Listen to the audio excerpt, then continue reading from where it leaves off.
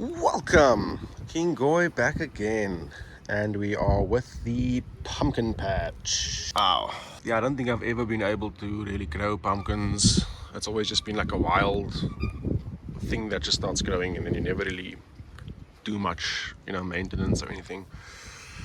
And it's like notorious for powdery mildew. I mean, I think there's some starting in the corner there. Check. But what I did was I started spraying some wetting agent on these, and as you can see, hardly any powdery mildew. The only time, I mean, these, I think there's a few little patches over there, one or two, but again, nothing the wetting agent won't fix. I'm just going to continue the application.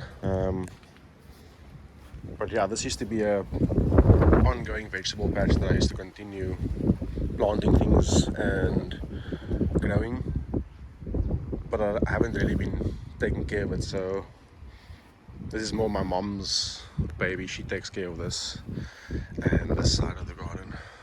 Gooseberries, roses, mint, olives. That's olive tree, I think. There's a peach or apricot, flower beds, and then another granadilla over there. Also another problem child, so sort of nursing that back together. That pumpkin is going to be lekker. Stay tuned for more if you haven't already.